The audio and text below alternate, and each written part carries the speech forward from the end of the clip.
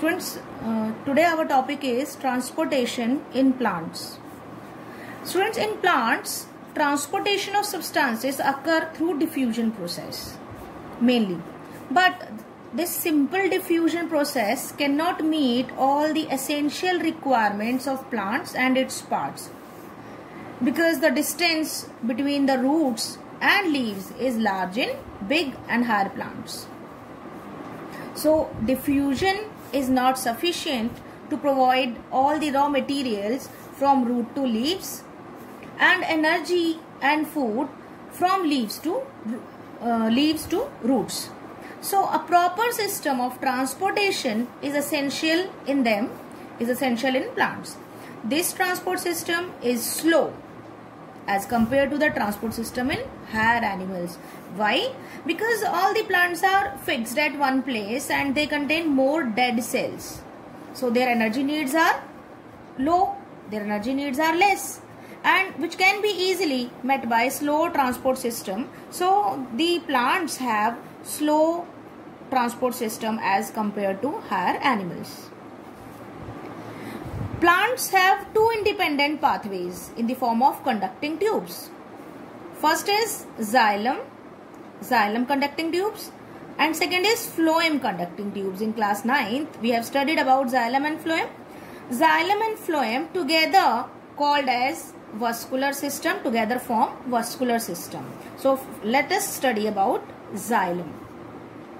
Xylem, it is a type of complex tissue in plants. It conducts water and minerals from roots to leaves. It has four components. You have studied vessels, xylem vessels, tracheids, xylem parenchyma, and xylem fibers. Xylem vessels are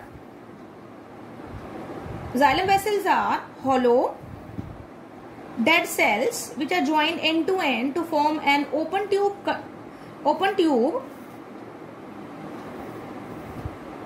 In this diagram, see students, this is forming an open tube which conducts water and minerals from root to all the aerial parts of the plants. Tracheids are long, thin, spindle-shaped dead cells. They contain pits.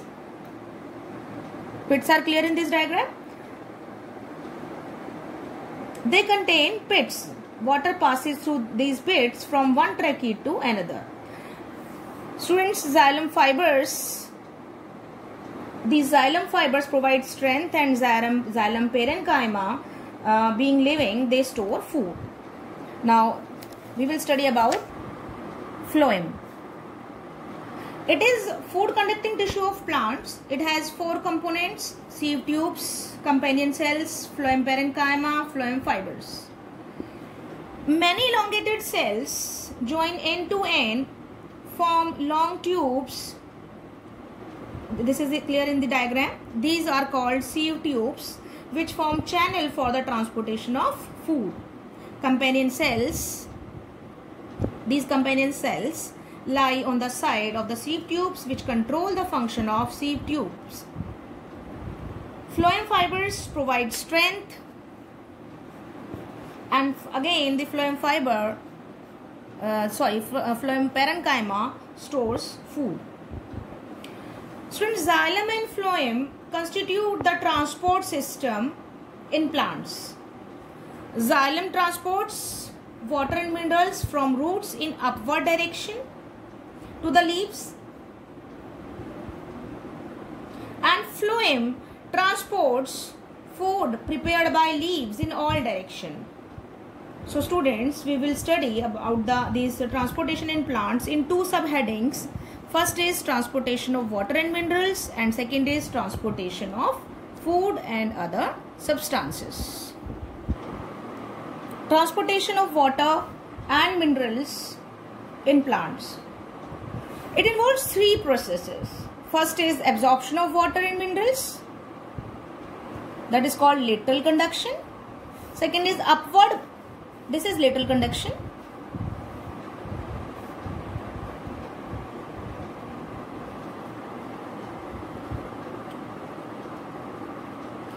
Second is upward movement of water and minerals.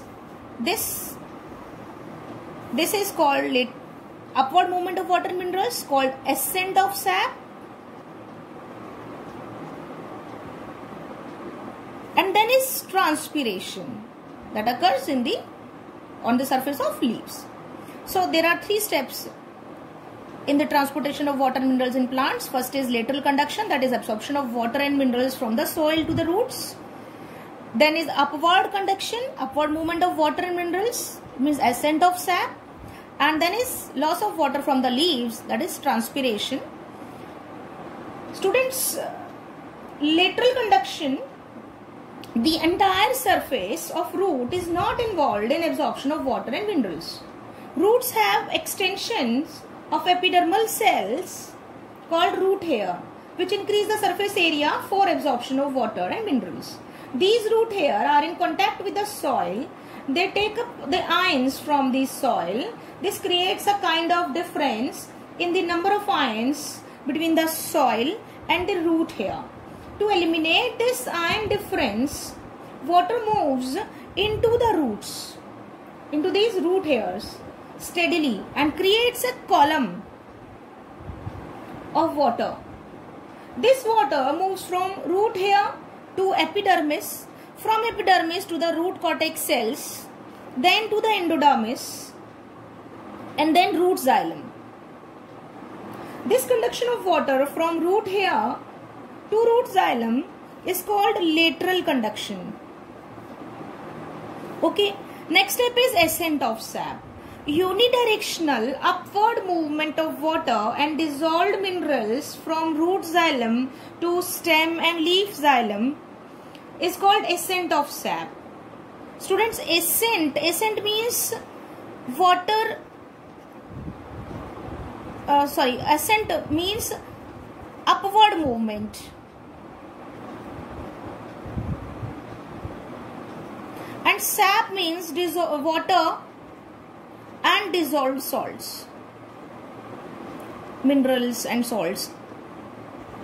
So the upward movement of this sap means water and minerals in the xylem vessel from root xylem to these leaf and stem xylem is called ascent of sap. Students, various theories have been given by many scientists to explain this ascent of sap.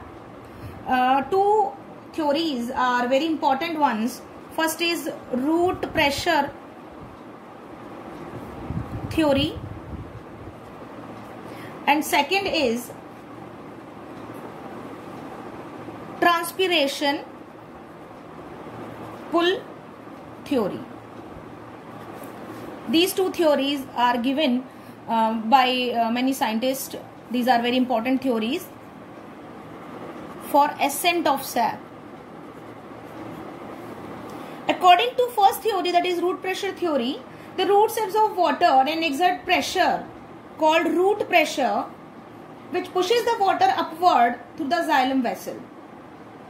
This theory can be applicable in herbaceous plants but not in tall plants.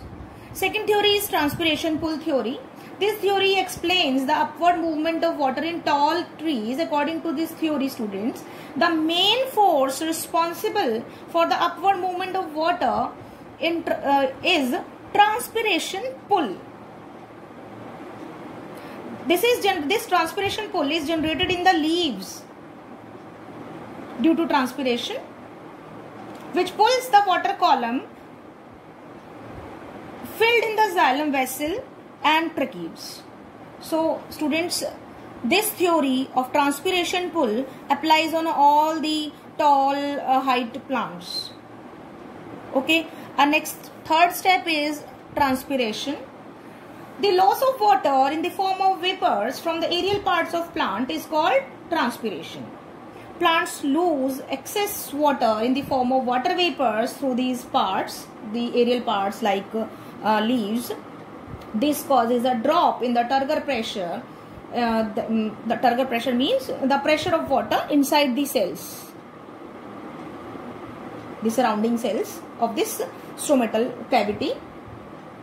As a result, the lost water through stomata is replaced by the water from the xylem vessels.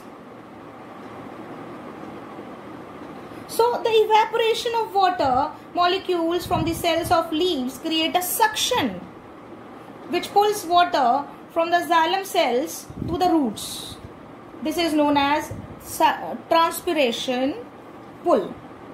So students, transpiration pull is the flow of water from roots of leaves through xylem vessel, which is eliminated through this leaf surface.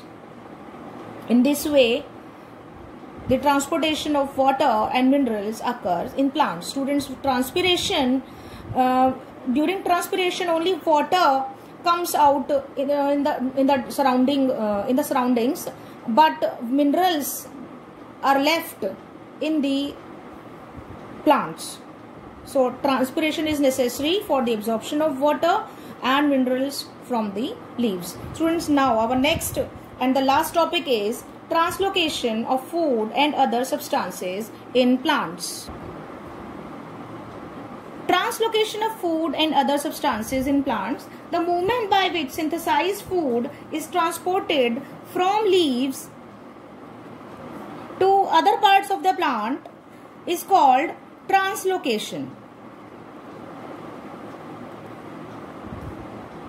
Translocation occur in all the directions. You can say in both the direction, downward as well as in upward direction, because the leaves send food prepared in the leaves in all direction. It may be sent to the upper parts of the plant, it may be sent to the roots. So the transportation of food occurs in both the directions.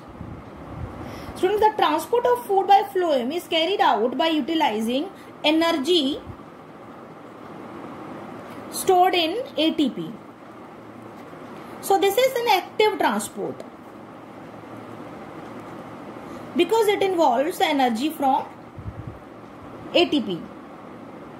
Food is prepared in the mesophyll cells in the leaves, and from these cells the food enter the phloem elements. You know, the phloem elements are passing parallel to the xylem vessels in the plants.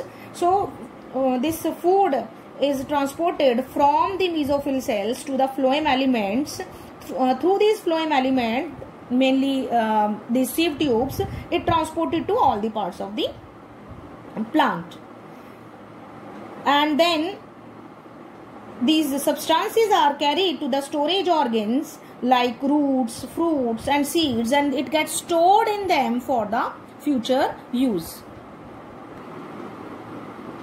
The mechanism of transport of food by phloem tissue is explained by mass flow hypothesis.